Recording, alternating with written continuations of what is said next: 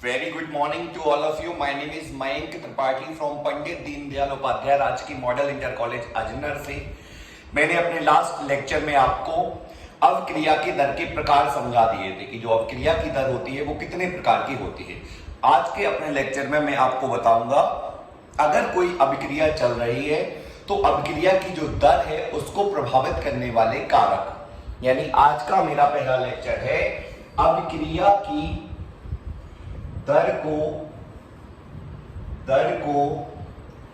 प्रभावित करने वाले कारक, प्रभावित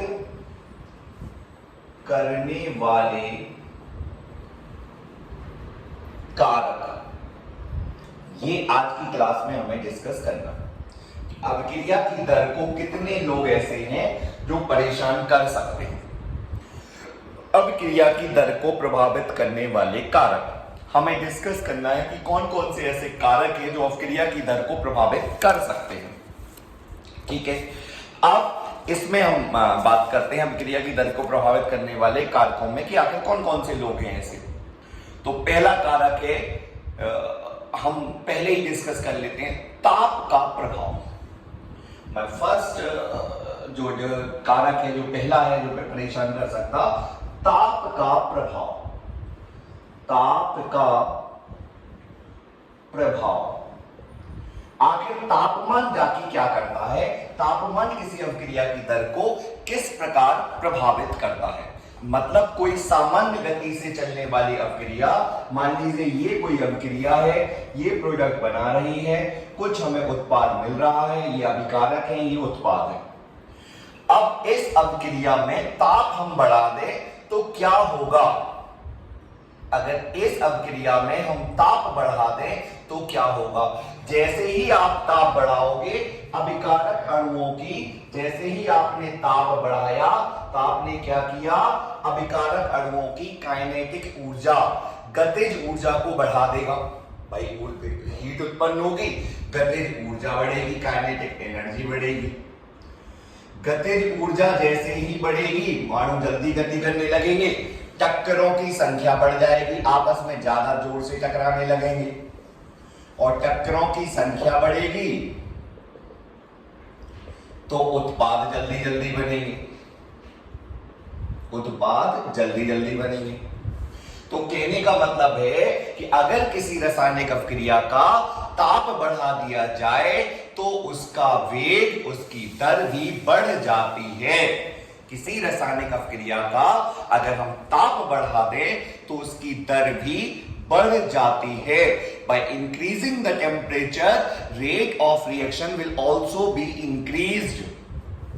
और ये देखा गया है, आप ये नोट कर लीजिए, प्रति 10 डिग्री सेल्सियस टेम्परेचर बढ़ाने पर, प्रति 10 डिग्री सेल्सियस टेम्परेचर बढ़ाने पर, अगर हम 10 डिग्री सेल्सियस तापमान बढ़ा दें,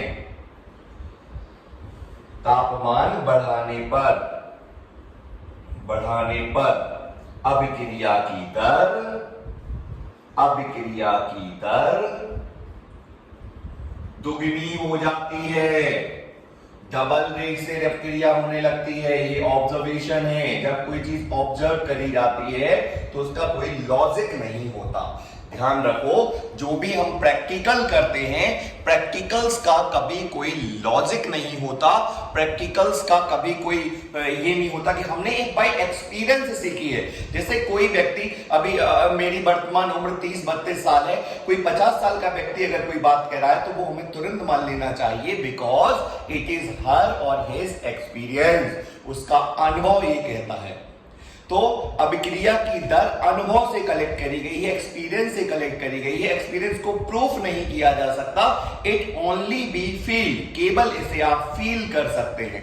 तो ये जो ऑब्जर्वेशन किया गया। अच्छा, एक चीज, आप मैथमेटिक्स के स्टूडेंट्स हैं, आप साइंस के स्टूडेंट्स हैं, आप हमें बताइए, अगर अभिक्रिया की दर डबल हो गई तो परसेंटेज में कितना इंक्रीज हुई, कितनी इंक्रीज हुई परसेंटेज में अगर किसी रासायनिक अभिक्रिया की दर दुगनी होगी। मान लीजिए पहले 10 थी यूनिट, 10 यूनिट थी, अब 20 यूनिट हो गई, दुगनी तो ये कहलाएगा। पहले 30 थी, अब 60 हो गई। कितने परसेंट बढ़ रही है? 100%। अगर परसेंटेज में क्वेश्चन आ जाए तो आपको टिक कर देना है, इट इज 100%। भाई कोई चीज डबल हो जाए इट मींस दैट 100% इंक्रीज होगी। भाई पहले जितनी थी उतनी ही इंक्रीज हुई, मतलब 100% इंक्रीज हुई। तो 10 डिग्री सेल्सियस टेम्परेचर इंक्रीज करने पर किसी रासायनिक अभिक्रिया की दर लगभग डबल हो जाती है। ये ध्यान रखना। ये तो हो गया ताप का प्रभाव। दूसरा दाब का प्रभाव। जब भी ताप का प्रभाव आएगा वहां वहां दाब का प्रभाव जरूर आएगा। दाब का प्रभाव, दाब का क्या प्रभाव हुआ ये समझते हैं अपन। दाब बढ़ाने से क्या होगा? हमेशा एक बात याद रखो, हमेशा प्यारे बच्चों, हमेशा ये बात ध्यान रखो, ताप और दाब जनरली जब मैं वर्ड यूज कर रहा हूं इसका मतलब हमेशा तो नहीं, लेकिन 99% just opposite effect of each other. हम दाब बढ़ाएंगे, अगर हम किसी रासायनिक अभिक्रिया का दाब बढ़ा देंगे तो निश्चित तौर पर ताप बढ़ाने से अभिक्रिया का रेट डबल हो रहा था, उस रासायनिक अभिक्रिया का जिसका ताप बढ़ाने से अभिक्रिया की दर बढ़ रही थी, निश्चित तौर पर दाब बढ़ाने से कम होगी। तो मैं केवल इतना लिख रहा हूं in short, opposite to temperature, जो प्रभाव ताप करेगा उसका जस्ट अपोजिट प्रभाव दाब करता है। ये आप नोट कर लीजिए बहुत अच्छे से। तीसरी बात, भाई आपने ताप बढ़ा दिया, दाब बढ़ा दिया। तीसरी बात है उत्प्रेरक का प्रभाव।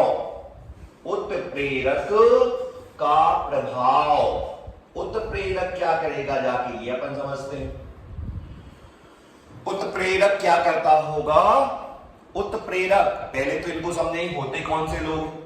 ये वो लोग हैं जो किसी लड़ाई में पार्टिसिपेट नहीं करते हैं।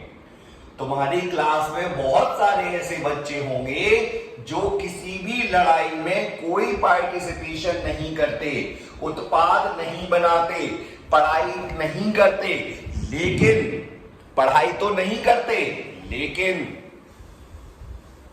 दूसरे को भड़का जरूर सकते हैं। खुद तो नहीं पढ़ेंगे और दूसरे को भी नहीं पढ़ने देंगे विदाउट एनी पार्टिसिपेशन।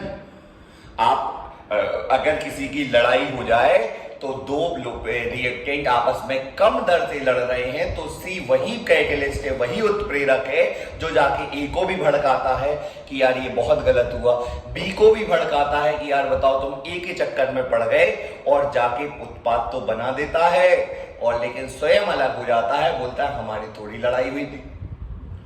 ए के साथ भी बैठता है, बी के साथ भी बैठता है और अब क्रिया भी करा देता है, उन दोनों की लड़ाई भी होती रहती है और वो दोनों मूर्ख लड़ते भी रहते हैं और सी कैटलिस्ट अलग हो जाता है। Do not participate in any chemical reaction. ऐसे ही सब्सटेंस कहलाते हैं उत्प्रेरक, जो रासायनिक अपक्रिया की दर को बढ़ा तो सकते हैं, कम भी कर सकते हैं, लेकिन उनमें पार्टिसिपेट नहीं करते, उसमें भाग नहीं लेते। ऐसे लोगों से बचिए और ऐसे लोग कहलाते हैं उत्प्रेरक।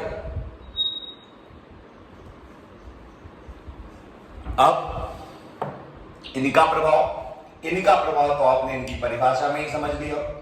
किसी रासायनिक अभिक्रिया में बिना भाग लिए अभिक्रिया की दर को बढ़ा देना या कम कर देना उत्प्रेरक का कार्य होता है।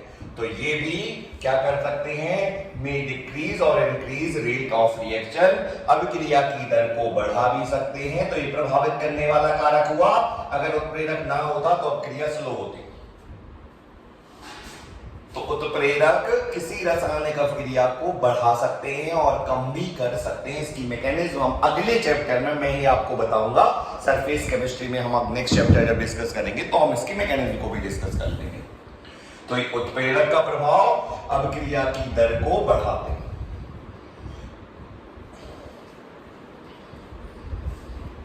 अगर नकारात्मक और नेगेटिव उत्प्रेरक होता तो कम कर देता। अगला, अभिकारकों का पृष्ठ क्षेत्रफल। भाई अभिकारक हैं, तो उनके पृष्ठ का क्षेत्रफल भी होगा। अभिकारकों का पृष्ठ क्षेत्रफल